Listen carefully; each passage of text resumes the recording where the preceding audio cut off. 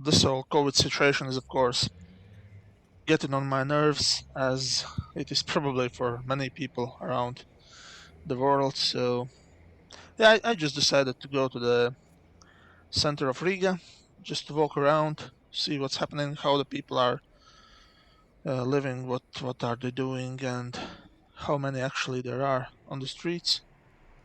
So, yeah, the area around the station, there will be a big business center built by Estonian developers, I think. So they are preparing the place there, and construction, I guess, should start soon.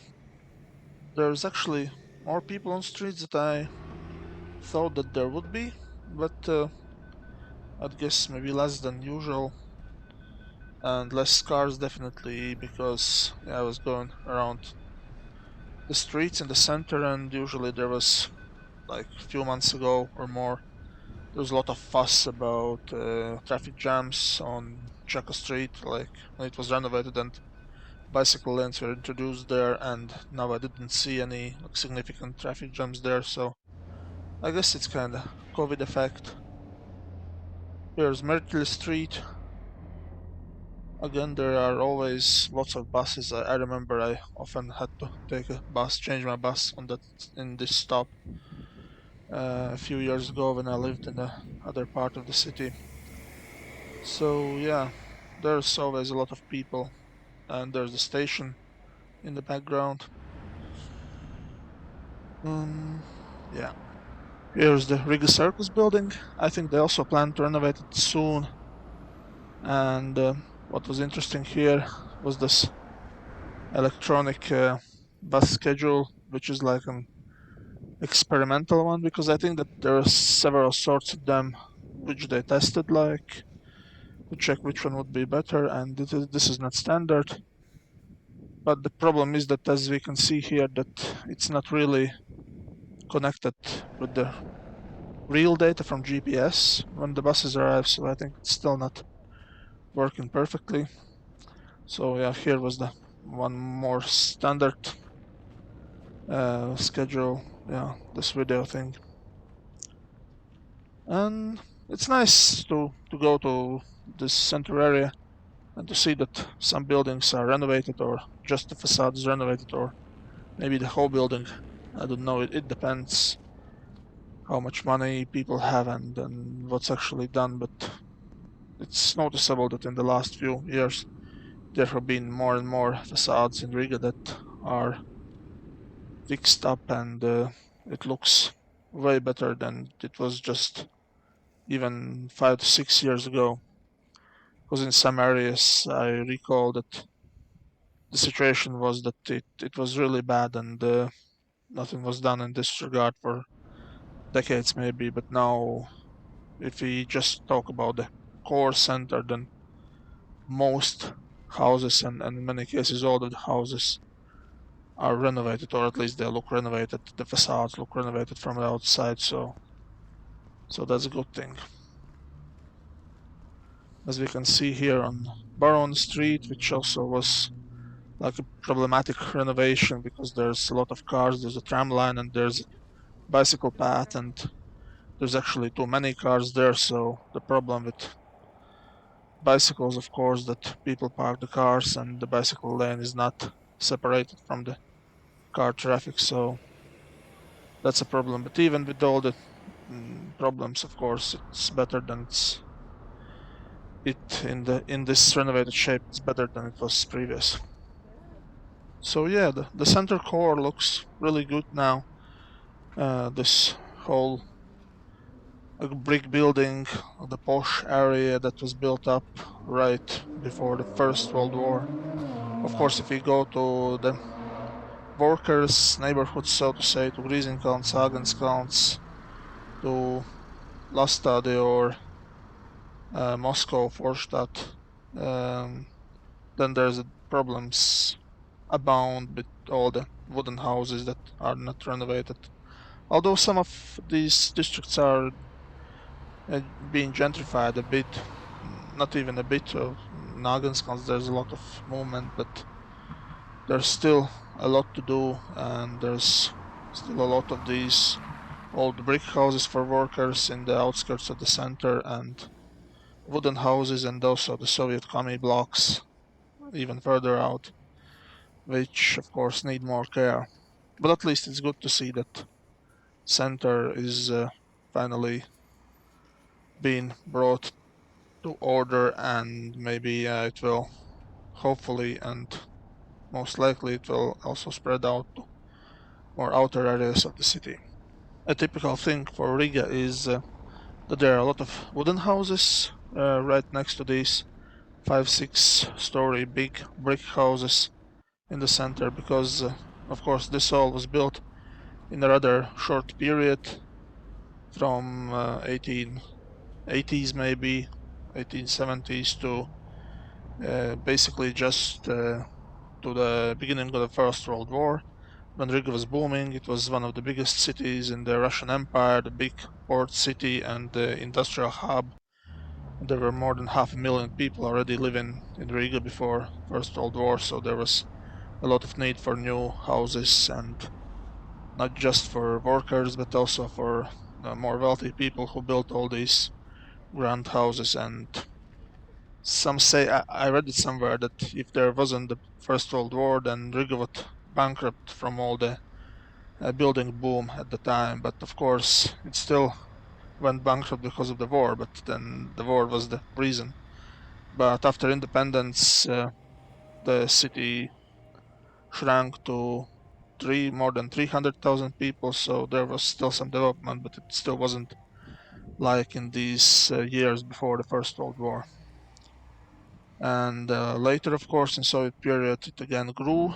There were a lot of commie blocks built, commie block districts, and it reached even more than 900,000 in 1990, or shortly before that. But then, with the collapse of the Soviet Union, many immigrants from the other Soviet republics left. The population decline continued with the Latvia joining European Union, people leaving for better jobs, and now there's more than 600,000 people in Riga, and the population was declining. Also, people leaving to suburbs and spreading the suburban blight in the outskirts of Riga. But yes, it's great to see that in the center the areas are getting renovated, and hopefully the people will return to Riga. I especially like this area near Gertrude Church here on the Gertrude Street, because if you go around, there's like a circle around the church, and you can see all the architectural styles from the modern and late 19th century to the wooden houses, and in one part there's even like Soviet architecture. I was this time going just in this direction, so there's a modern office building, or is it apartments? I don't really know, but yeah, if you go from the other side there, you can see some wooden houses and then Soviet architecture. And there were plans to make this area car free, but I don't know if they will come true. But some urban planning enthusiasts had suggested that it could be done, so why not? It just remains to be seen if Riga City is in the same thoughts about this thing. And it's really nice to see, like in front of us, the recently renovated buildings. They look really nice and wonderful, and also the new additions. Like here we can see some wooden house in front of us, but also very recent modern glass building. Maybe not really that fitting in this area with this renovated building and the others, but the city is growing, and some of these areas which were left empty due to lack of money or maybe war, these need to be filled in, because city is a living organism, and some houses go and some houses stay, and yeah, we of course now we want to preserve all of them, like the old houses how they were, the wooden ones and the brick ones. But sometimes history has removed them, or maybe they weren't there in the first place.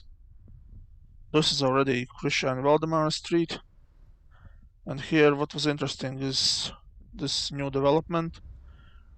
Previously here were just some of these wooden houses, and the plot was bought out, and they built a large brick house like in the courtyard in the background there, but they kept these wooden houses, although I don't know if they are really renovations, because I think they were torn down and then rebuilt, or but was it built with the original materials? I don't know, and they kind of look a bit generic, but at least, yeah, you can see the large development in the background, but at least they are still there, so maybe sometimes you win, sometimes you lose, but still you manage to keep some wooden houses in the center, which is nice. I think it's one of like quirky little things about Riga, that you have these big 5-6 story houses, and then you have like these some smaller wooden ones,